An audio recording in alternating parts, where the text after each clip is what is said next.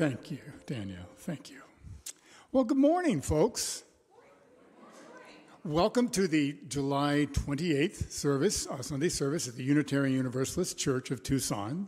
My name is Bert Meek. I will be the worship associate for this morning. Our settled minister, the Reverend Bethany Russell Lowe, is actually, I think she's in Vermont right now, but she promised to come back, and she'll be here at the pulpit next Sunday. Our service this morning will be led by Quinn Red Mountain. She's the founder. They are the founder of the Web of Life Animist Church, and joining them are 4 other members of our congregation. And you'll be seeing them each taking on an important role in today's service. Jacob will be doing a reading. Liliana will offer you a prayer, both that they've created themselves. Dorothea will be singing to us a cappella. And then Elizabeth will offer a puppet show once the children have joined us at the end. So if we could please give all of them a warm UUCT welcome for being in our church this morning. Here they are.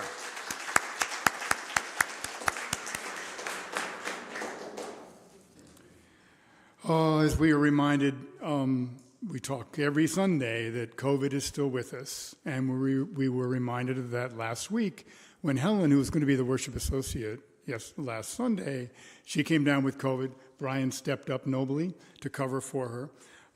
But it remains a risk. It's low, but it remains a risk, still present in Pima County and elsewhere throughout the country. So we no longer require anyone to wear a mask who does not wish one. If you do, it's absolutely fine. If you're not feeling well, we encourage you definitely wear a mask, or you're always welcome to watch us from afar from home, today, live, or later to watch the recorded service. At the start of the pandemic, our congregation was really super conscientious about getting vaccinated and boosted for all of our sakes, especially for those who are most vulnerable amongst us. Please maintain that commitment. We have 2 gender-specified bathrooms right inside the front door off the foyer. We have 1 bathroom behind in the back of the room there that's gender neutral.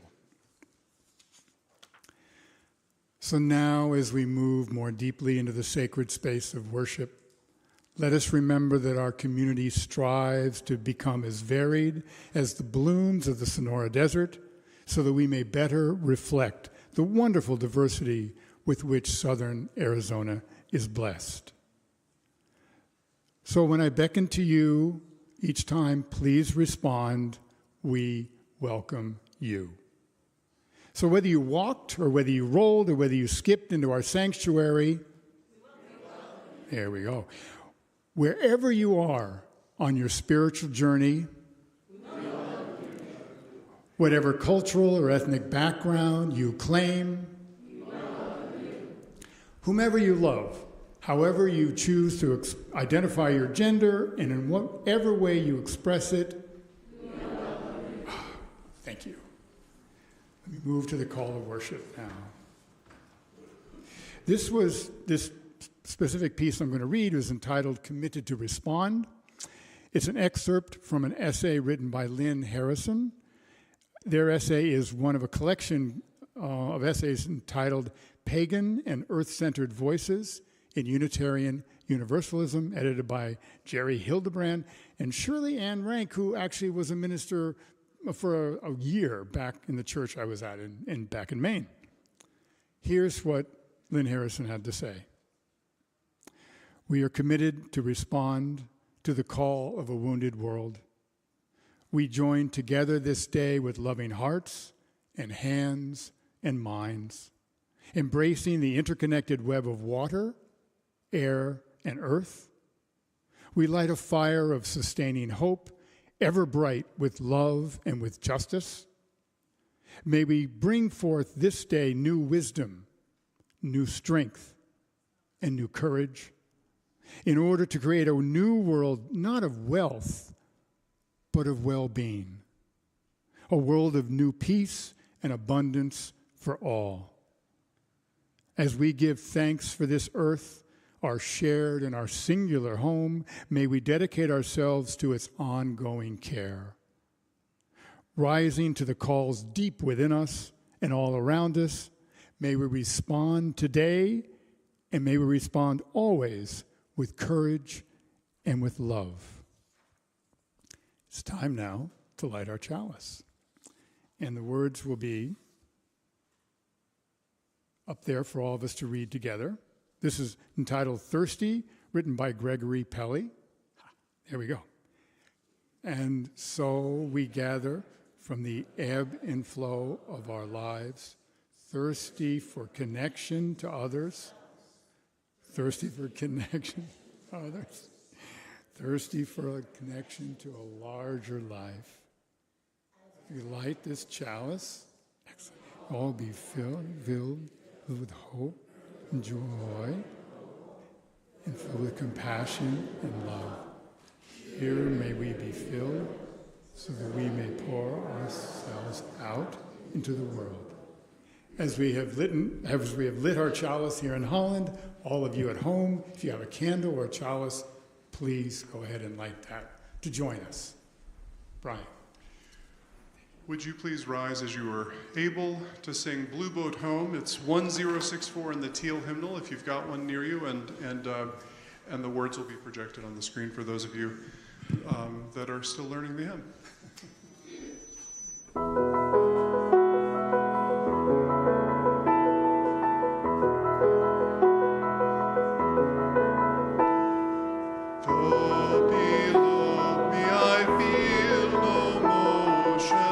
Standing on these mountains and plains, far along from the rolling ocean, still my dry land heart can say, I've been sailing all my life now, never harbor or port have I known.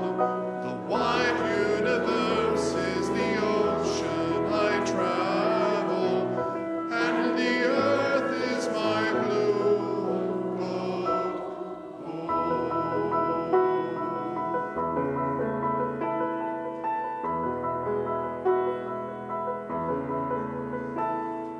Sun, my sail, and moon, my rudder, as I glide the starry sea, leaning over the edge in wonder, casting questions into the deep, drifting here with my ship's companion.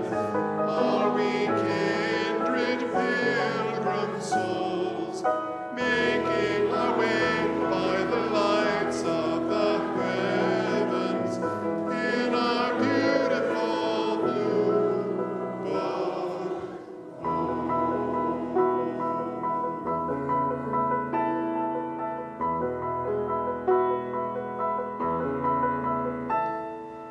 I give thanks to the waves upholding me, hear the great winds urging me on, greet the infinite sea before me, sing the sky my sailor song.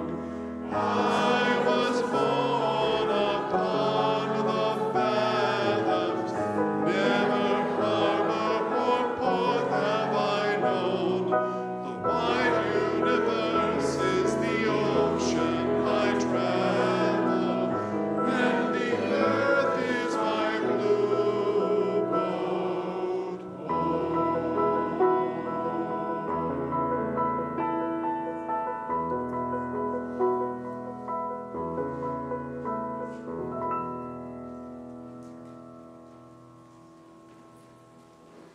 One of the perks in pulling these services together is I get to pick some of the music. That is one of my most favorite songs. Plus, it just happens to fit the theme of today's service. So thank you for all joining in with that.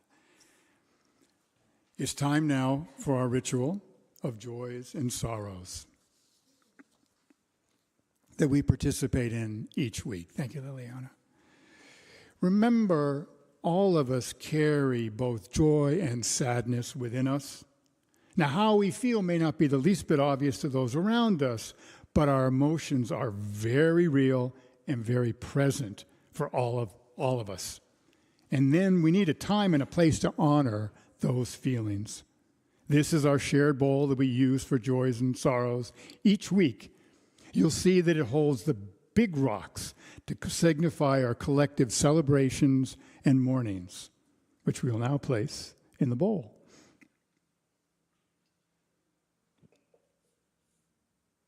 You can do all four. Oh, absolutely. There's a lot of shared feelings we've got to do here. These rocks, they're from the earth, which is strong and is more than strong enough to hold our pain, our joy, our love, and our anger. Now, in just a minute or two, each of you who choose to will come to the bowl to place smaller stones in it to represent your own individual joys and sorrows. On a personal note, just last Sunday, and for weeks before that, I was feeling frightened for our country.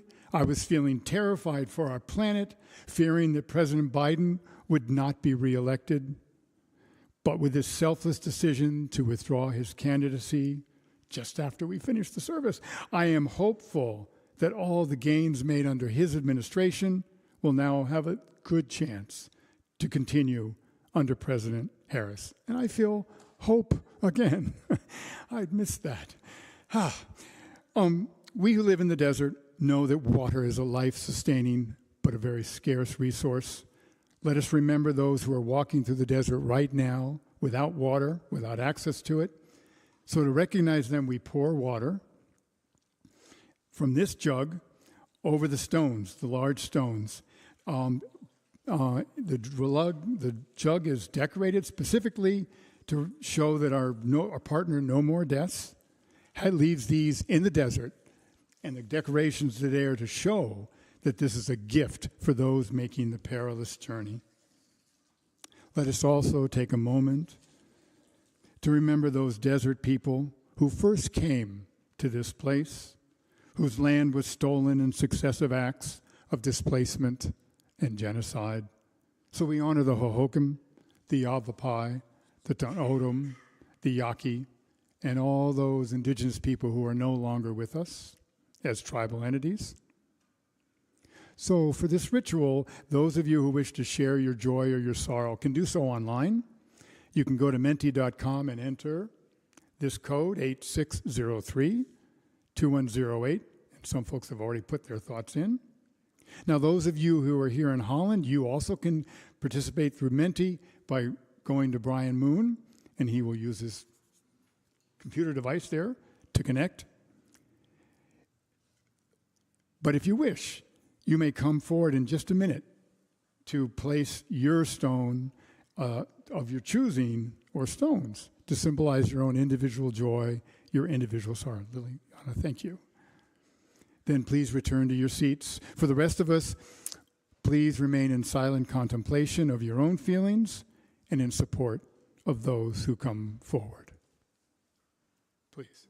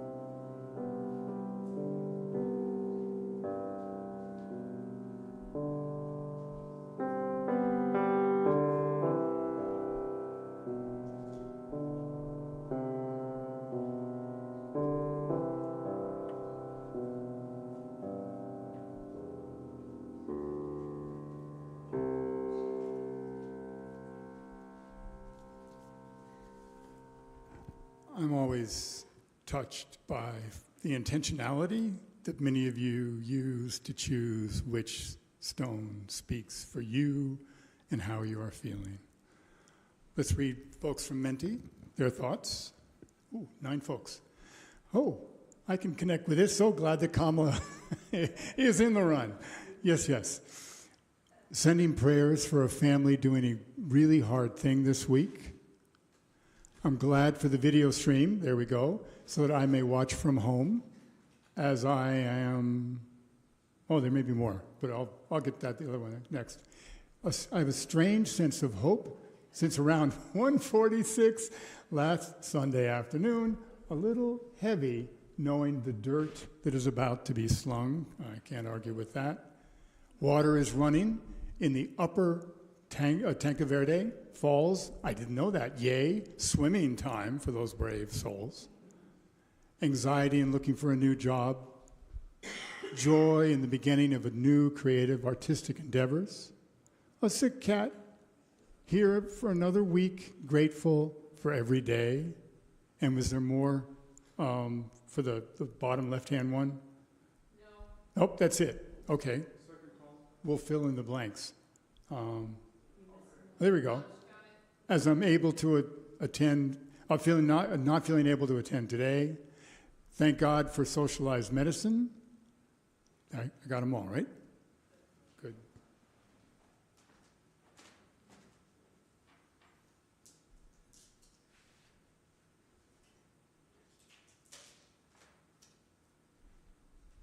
These last stones I place in our bowl that for all the joys and sorrows which have gone unmentioned today.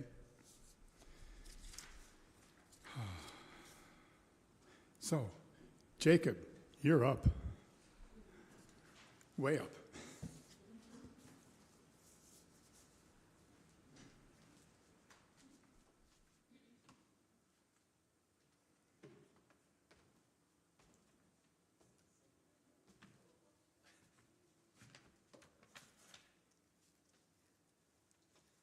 Hello.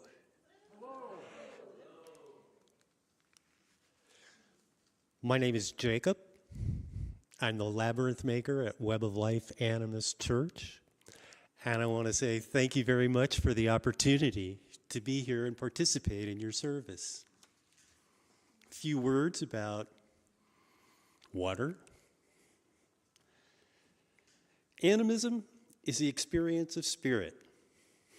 From these experiences, creation stories are born. The experience of a creation story is personal. And as such, there are multitudes of creation stories. Each individual is in a process of living their experienced self-creation. As an earth-honoring animist, I share a portion of my creation. In the beginning, there was the word wah-wah. Linguists tell us that this is a near universal human vocalization for water. Cosmologists tell us all space spins. When wah-wah spins, it becomes mama.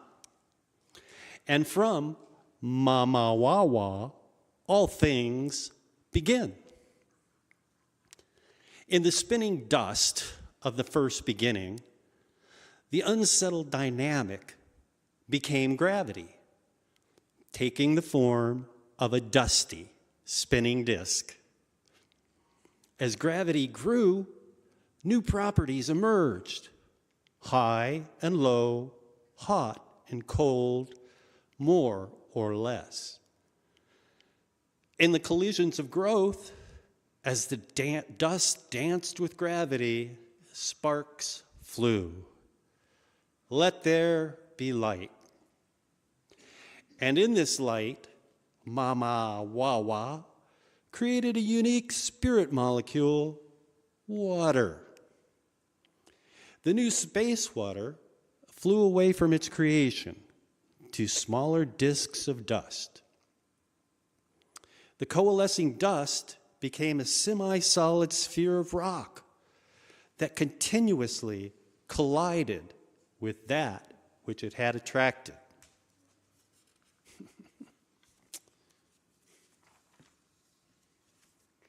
As the dust settled, the orb cooled and began the internal migration of elements. Mama Wawa selected and guided the currents, which one day became volcanoes. The protoplanet, our home, Earth, began to orbit the dust cloud of the first creation, our sun. As the planet's motion became stable and predictable, it was pelted with icy comets of star water. The gravity was sufficient to hold free liquid water. The cooling continued. The star water was now earth water. As high and low, hot and cold worked their magic, the moment came when the life force, the first protoplasm, drifted in the new ocean. From this gift of Mama Wawa, all beings appeared. Embedded in this material world is a directive. The earth is our body is the earth, water is sacred. Thank you.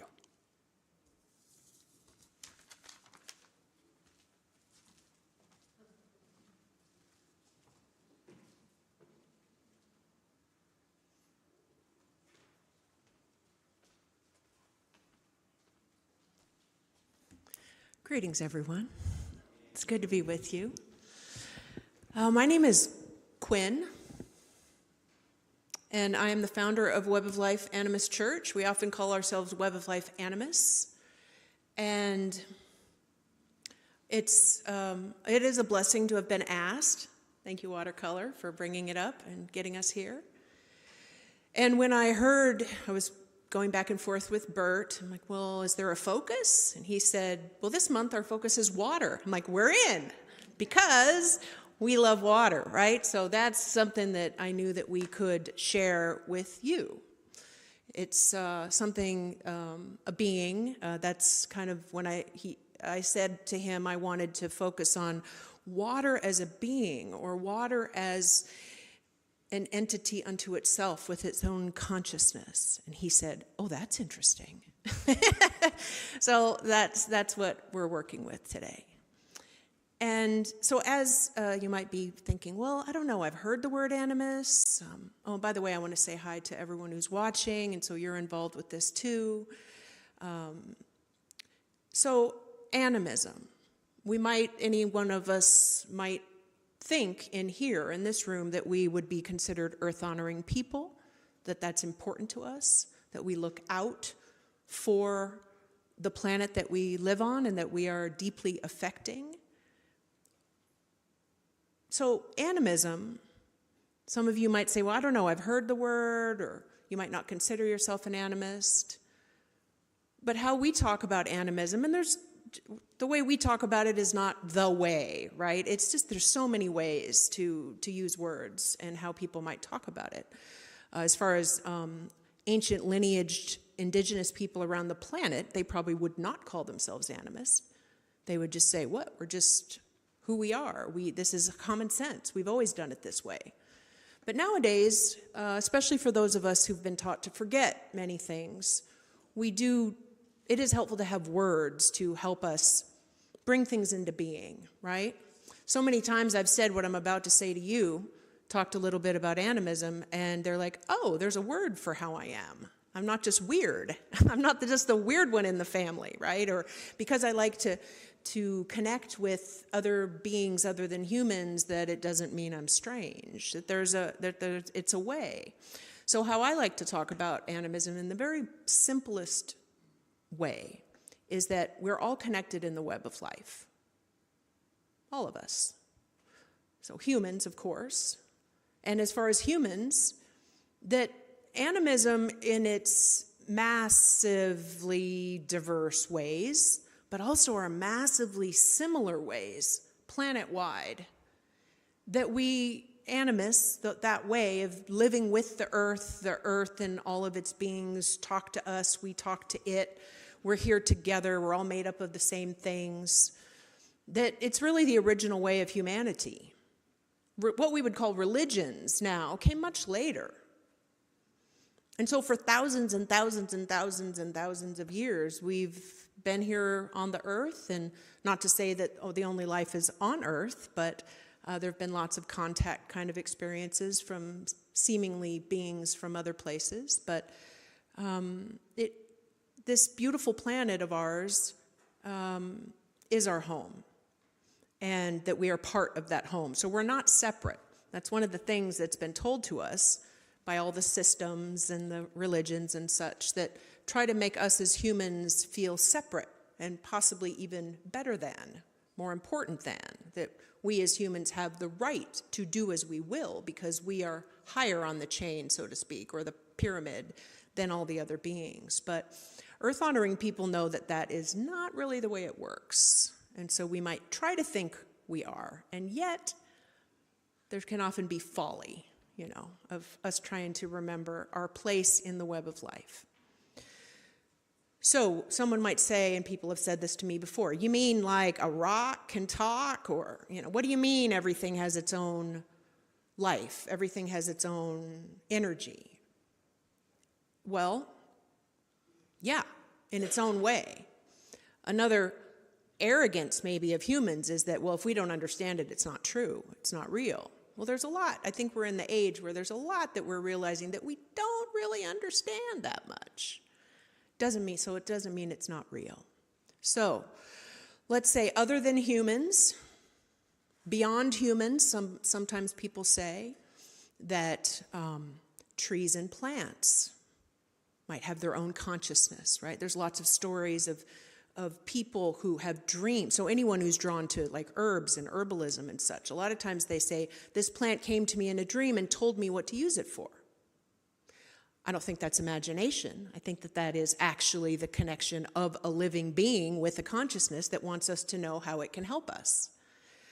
So trees, plants, of course animals. Anyone who has ever had a synchronistic or meaningful relationship with any kind of animal at all knows that there's something to that, right? We can communicate. Also stones, rocks, crystals, minerals. They have their own way. They're ancient. They've been around. Something for so long. I just read this morning that in Quebec, there have been different testing of rocks there, and between 3.5 billion and 4-point-something billion years old, that there's water in the rocks, right? So there's some fascinating, if you ever want to look more into it, so here we are to water, more into how did water get on this planet? Jacob alluded to it as far as comet, space water, sky water, star water coming here.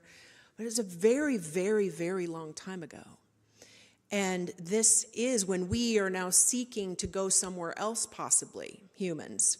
When we look for what can support life, in quotes, we look for, is there water? Kind of can't live without it, right? We're bags of water. So sometimes I say to people, what if we treat the ones that we've been taught are its or things? That rock is a thing. What if it's a who? What if they are whos, not whats? How does that change our experience here? And we might think, well, God, that's a lot of effort. Yeah, it is. Yeah, it means a lot more awareness or caution. What am I doing moving this from here to there, right?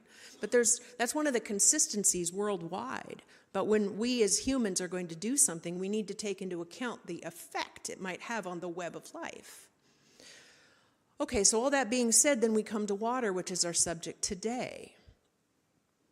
So when I presented to Bert, like water as a being, or maybe with my minuscule human mind, right? Maybe it's one being, maybe it's like billions and billions of cells, many beings creating a mass consciousness. I don't know. It's a little bit beyond my understanding at this moment, but water is its own being. So just a couple of examples.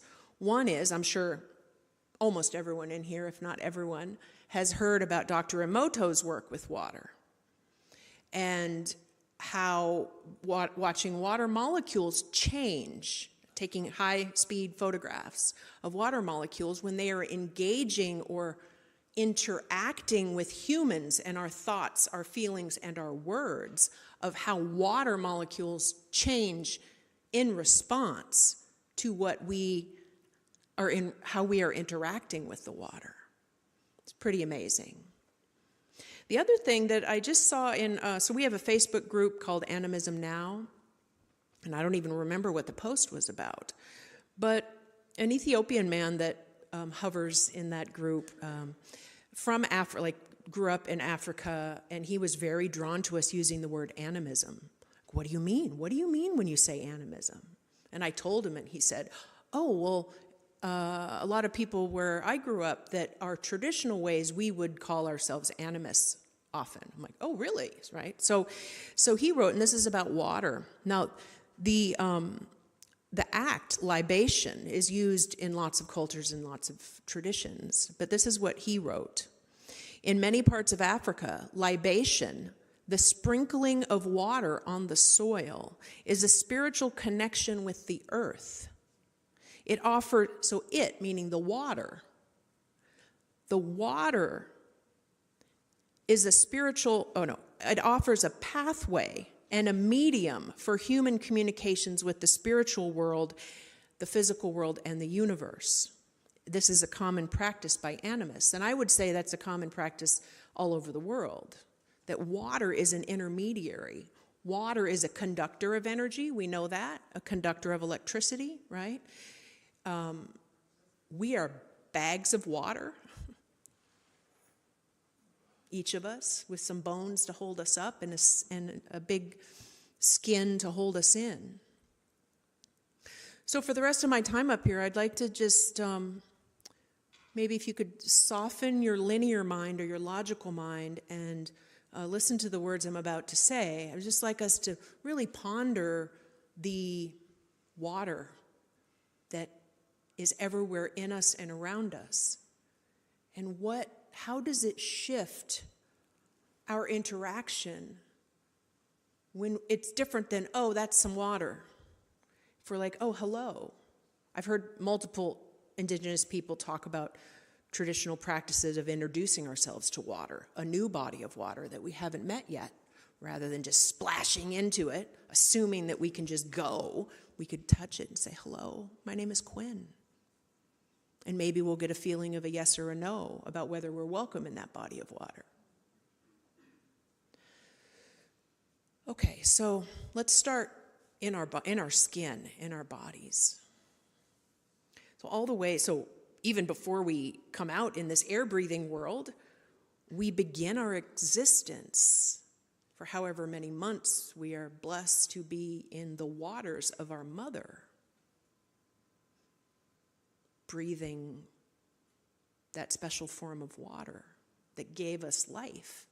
The water in our mother gave us life. The water in our blood, pumping in our veins right now, nourishing every bit of our body. We are 70% water, I hear? Some high percentage. Water in our body. Water moves in and out of our skin.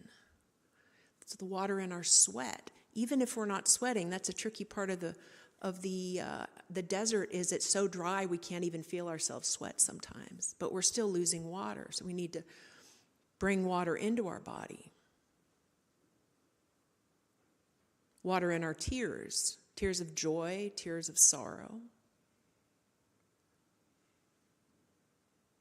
The saltiness in the water that's in us.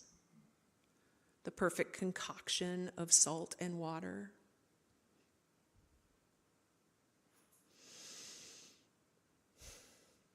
Every time we take a sip of water, or we let go of water, water cycling through our body all the time. So how would it feel any different if you don't have this practice already?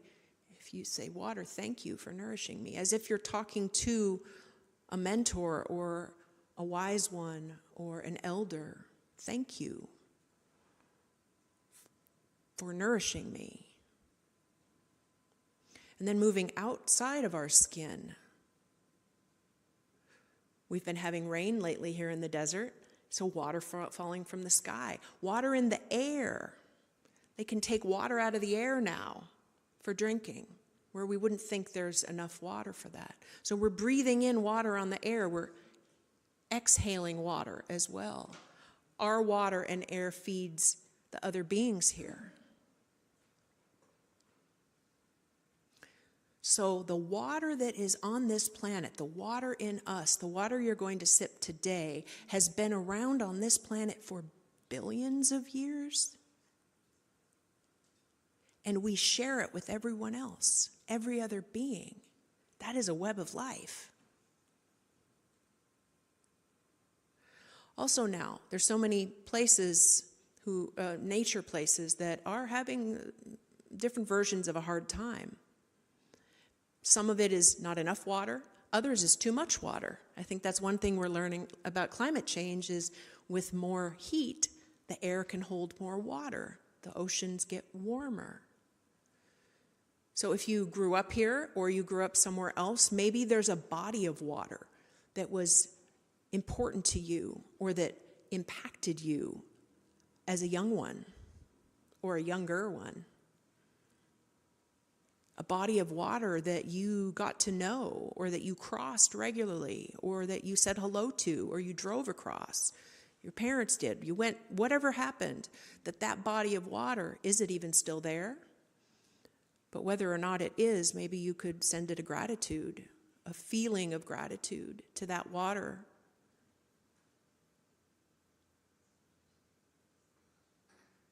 Since we are all connected in the web of life, there are many people right now, humans and other beings right now, who are either have been wiped out because of way too much water. And they're not very happy with water right now, right? Whenever their now is of being wiped out by too much water. And then there are too many people who don't have enough water. Here in this place and many other places. We know many of them by name. So maybe through the molecules of water that we share around the planet because of the evaporation, the clouds going around the planet, the water that we interact with today, at some point, possibly in the very near future, will interact in some way with someone else who is having a hard time about water. And maybe right now, collectively, we can send some energy of support to any and all of them.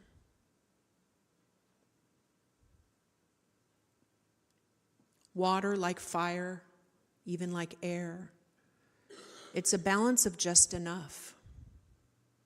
Like the three bears, right? Too little, not good. Too much, not good. Just right.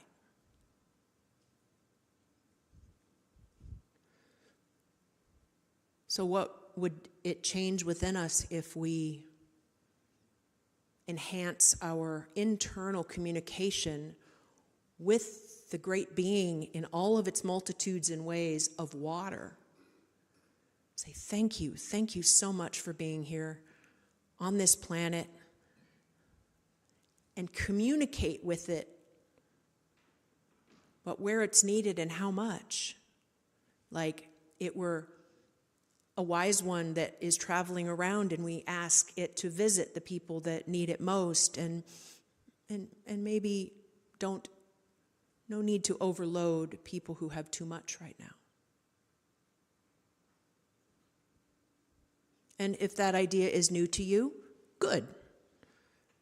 Because it's an ancient wisdom and your ancestors knew it. Depending on where your ancestors come from, it's maybe a different timeline of how long ago they knew this as common sense. 200 years, 500 years, 1,000 years. It depends on where our ancestors are from. But it's not woo-woo. It's not weird. It's reality. And I feel that part of what we're being asked to remember and not let others talk us out of is that we are a part of the web of life. And one of the foundations of the web of life on this planet, and this is our home, unless some people get to go off somewhere else at some point, is water. I have a handwritten sign above my toilet that says, "Water is sacred. I apologize for fouling clean water." So it might shift how you interact or what you think about. It's that it's a family member, a very ancient, elder, vital family member.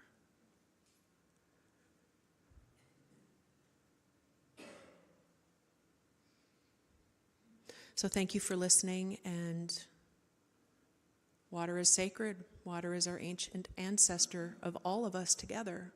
And so maybe also the next time that we get irritated or upset with someone because we think that they're so different, we have a lot in common, including we can't live without water. And so water connects us all. So many water blessings, and I hope that monsoon season is not over yet in this beautiful, beautiful desert. Thank you for listening.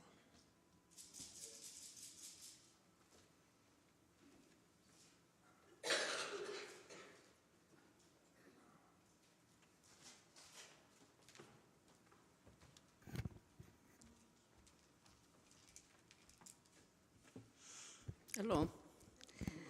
My name is Liliana. My Indian name is Flor de Papita, which means potato flower. I'm a water carrier in my culture.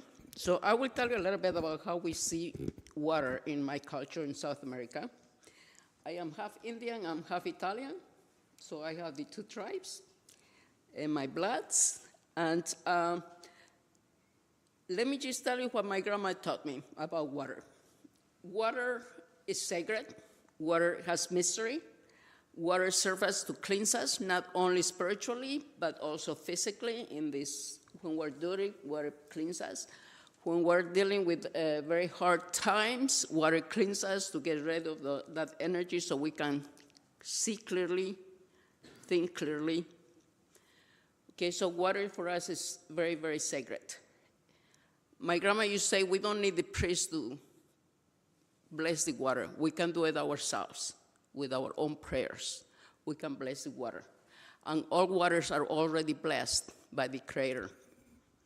So what we do is the intention even bless them more, and the intention saying just thank you to the water for taking care of me. Water is memory. This as our bodies, we remember. Our bodies remember, they have memory. The same as water, it has memory too. As Quinn was saying, we're made of water.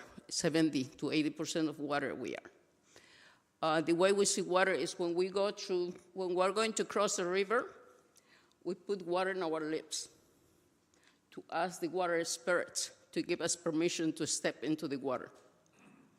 Before we drink water, we always put some in the earth. Again, to acknowledge water and the power of water and the sacred of water. When we drink water, we drink one for ourselves and one for somebody else in the world that might be thirsty. And remember, we're living here very close to the desert and the border. Many of our brothers and sisters are crossing every day. Many die with no water. So think about that every day when you're drinking water. Drink one for yourself and one for somebody in the desert that's crossing. I'll invite you to do that. I will also invite you to spend at least once a week with water. The difference of water. When the rain comes, what's the difference between the winter rain, the summer rains, the spring rains? What's the difference? What does the water feel like? Have you ever taken time to feel it, to taste it, to be out there? I invite you to do that. If you see water as your friend, if you see water as a being, let's spend time with water then. Let's spend time to see how it feels like. How does it taste like? Have you ever tasted the winter rainwater or the spring rainwater? It is different. It tastes different. It feels different. It feels different in your skin. It feels different when you drink it, when it goes through it to you. But for that, it's a lot of work, I know. For that is that you need to be present with yourself, and you need to be present with the being of water, the sacred water. This is what we do in our home. We don't cross any place with water without asking permission, without tasting the water first. We ask for protection before we go through it. Get friends with your washes around you. If you have washes around your house, go around. Be friends with those washes. Go to the river and see how the river runs in every season. It changes, just like our lives. Our lives are the river. Where do we want the river to end? It's our choice. I want my river to end to a beautiful ocean full of life, full of acceptance, full of love, full of peace, full that we all belong, the web of love, life. Thank you for listening to me. Thank you, Great Spirit, Mother Earth, beings of light. I call all to you, O Great Ones, to disperse of the four elements to come forward, O Great Ones, to be in front of us, on back of us, in either side of us, or all around us, O Great Ones. Protect us. Protect our waters for our children that are coming in many, many generations to come, O Great Ones. I ask for your power, O Great Ones, to clean all the waters all around the world.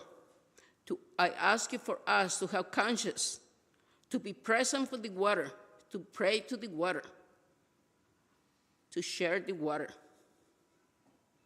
Thank you, Great Ones, for being here. Thank you for the water. Thank you for all that you do for us. Ojo, amen. Thank you. Gracias.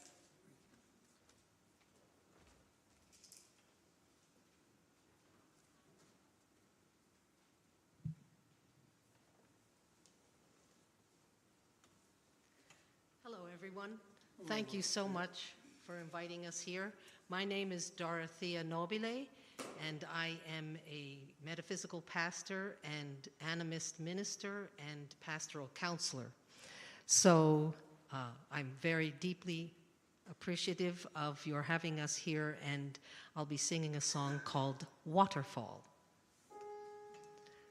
Sometimes it takes a rainy day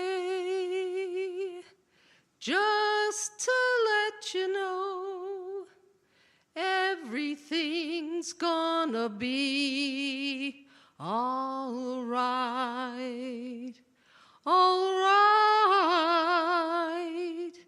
I've been dreaming in the sun. Won't you wake me up, someone? I need a little peace of mind. Wake me from this dream that I have dreamed so many times. I need a little peace of mind. Oh, I need a little peace of mind. When you open up your heart to the living, all things come spilling in on you, and you're flowing like a river, the changer and the changed. You got to spill some over, spill some over, spill some over, overall, filling up and spilling over. It's an endless waterfall, filling up and spilling over, overall, filling up and spilling over. It's an endless waterfall, filling up and spilling over, overall, like the rain falling all around, like the rain falling all around. Sometimes it takes a rainy day just to let you know everything's gonna be all right, all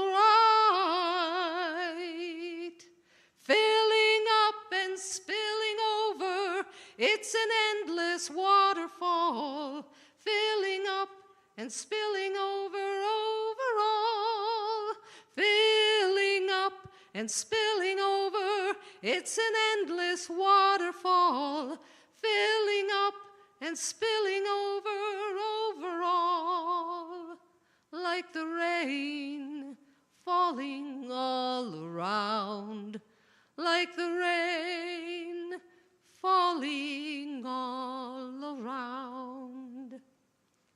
Thank you.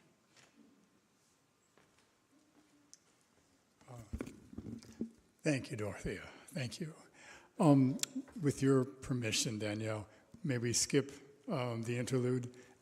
The children have been outside, and now they've gone. I'm sure they'll come back, but they're getting impatient for the puppet show. But before we can do that, it's time for our offering. I'd get in big trouble if I skipped over this part. So, however you participated in today's service, remember that our congregation depends upon you for your love, your time, your good-heartedness, and your financial support. For those of you here in person, the ushers in just a minute will be passing around the collection baskets amongst you. If you're watching us from afar, you can send a check to our church office. You can give online at uuctucson.org/donate. Please don't let this offering become a stale habit. Remember, this is your opportunity to recommit your part of your financial wealth to support this place, this people, and the mission that we believe in. Go ahead, Danielle.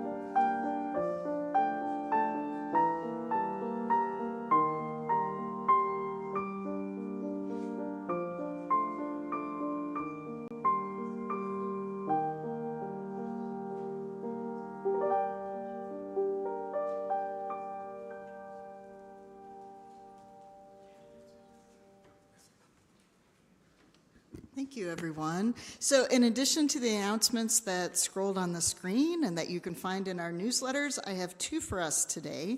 The first one is our discussion of the AIW Solidarity with Palestinians. And I'm not going to tell you what AIW means, so maybe you'll come and talk about it and learn about it. It's at 12:15 down in the Servetus room, which is at the other end of the children's courtyard. So if you go out where the green grass is, or plastic green grass over there. We'll have that discussion starting at 12:15. And the other one is you'll see some flyers on the tables over in social hour.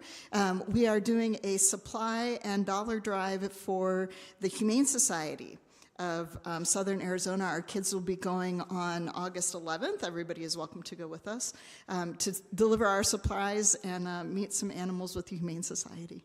Thank you. Kids came back. I was hoping they would. So very briefly, though, after our service this morning, you're all welcome to join us for a social hour, all of you. We have snacks, we have goodies, we have beverages, and more chance to, if you all are willing, to talk more about the folks from the Web of Life Church. There's also our Welcome Center as you go through the doors on the left. If you're new to our congregation, you want to learn more about us, that's the place to go. So, go for it, Brian. Welcome the children in, please.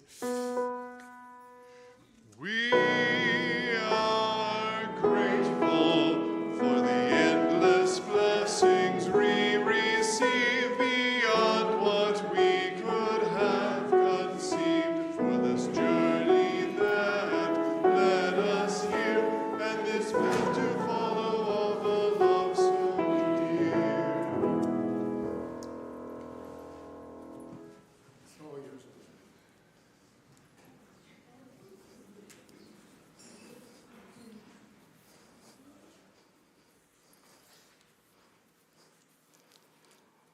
Hi, everyone. I'm Elizabeth Flower. Good to see you. Welcome, especially children, but also I'm calling on your inner child. So everyone say, come on out. It's time to play. Everyone out there as well. You're all part of the story today.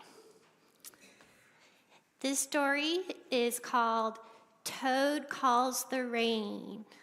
And if you two would like to come and sit on the rug, you're welcome to. You don't have to, though, if you don't want to. But if you'd like to, you can come right over here.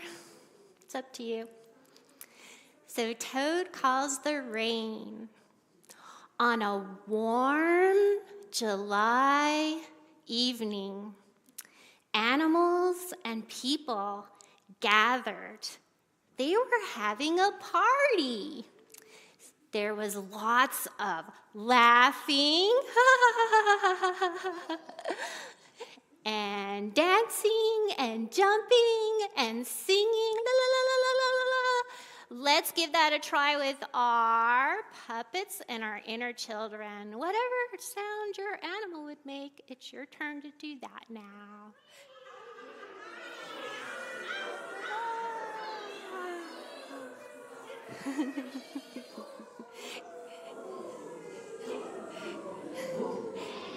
Good job. Meanwhile, tucked underground was a toad, and all that happy noise woke our toad up. She was a very impatient toad. She did not like waiting at all. Maybe some of you are like that. However, did you know that there are some toads that can wait for a very long time? They can wait 2 or more years for just the right conditions for rain. Wow, that's amazing, isn't it? Toad had been waiting and waiting and waiting. All the animals and people say, poor Toad, poor Toad.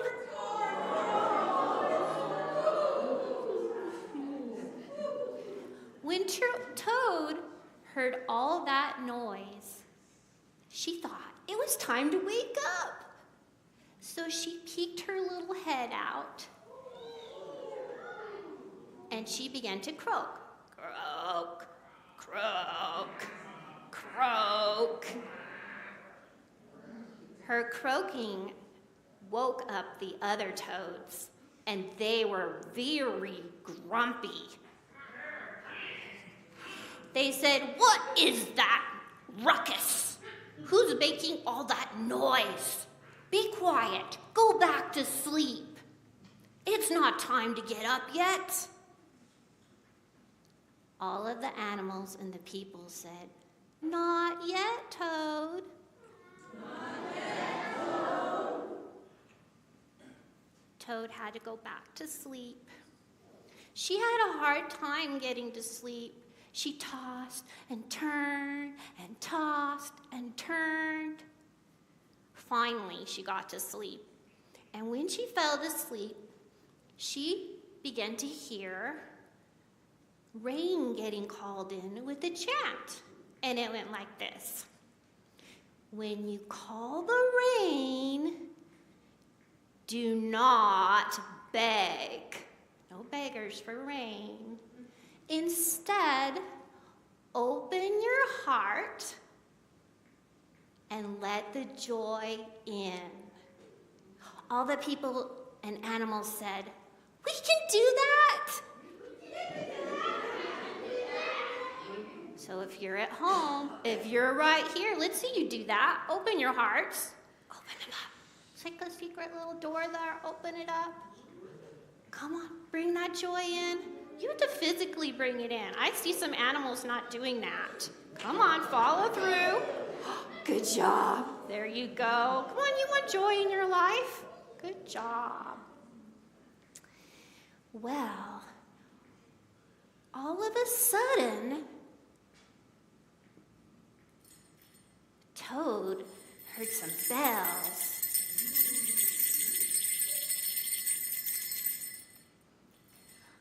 And then Toad heard this. I am your fairy mermaid. I am here to help you call in the rain. Just like the angels get their wings, the rain gets its drops. Then it can drop down to the earth, all shining and glistening and beautiful. But you can't do this alone, Toad. You need your friends. Toad heard this and knew just what to do. So she pushed herself up out of the earth and she said, "Come on, animals, come on, friends. Stand up, let's all do a rain dance to joyfully call in the rain." So up, everybody, up. Yay!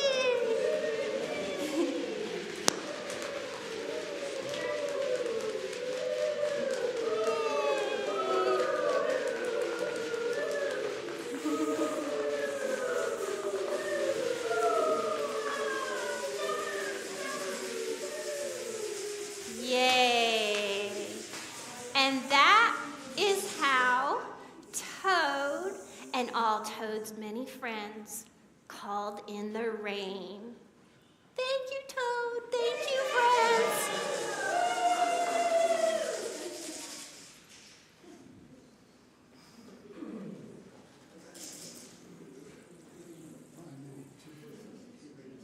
Sure. It is a very brief song. This song is relatively new to many of you in the room. It is a zipper song, meaning the only word that you zip in a new word and you don't change the whole lyric or melody. The words will be projected on the screen in just a moment. Hey, that's me. But it'd be easier. This would be more helpful. Feel free to join me. We'll speed it along. It's a very brief song. I think it won't be too long. So please stand. Peace is flowing like a river, flowing out through you and me,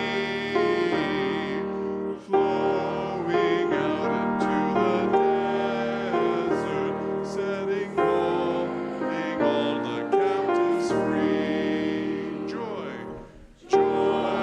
is flowing like a river,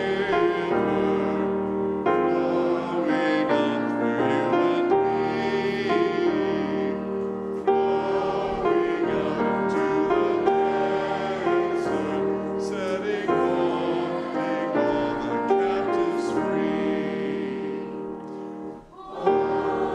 It's flowing like a river, flowing out through you and me, flowing out into the desert, setting all the captives free. Love is flowing like a river, flowing out through you and me, flowing out into the desert, setting all the captives free. Peace is flowing like a river, flowing out through you and me, flowing out into the desert, setting all the captives free.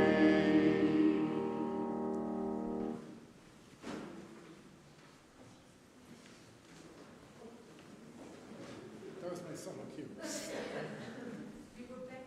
Let's share in our chalice extinguishing message until we meet again, written by Amy Zucker Morgenstern. Good.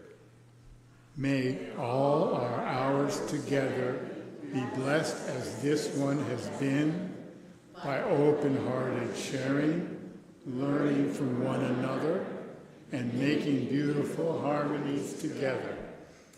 And may we greet everyone we encounter with the same acceptance and grateful kinship until we meet again. Blessed be. Do the honors. Danielle.